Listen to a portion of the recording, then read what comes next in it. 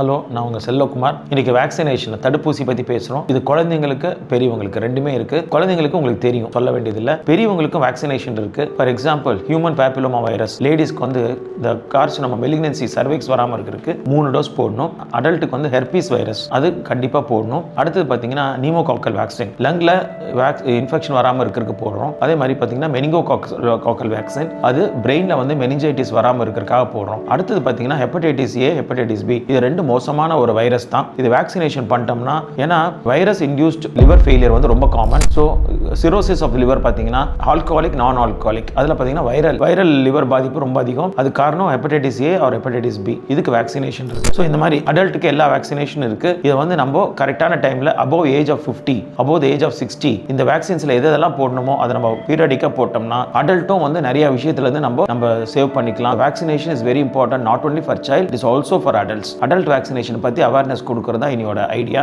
Thank you. Please share with your friends.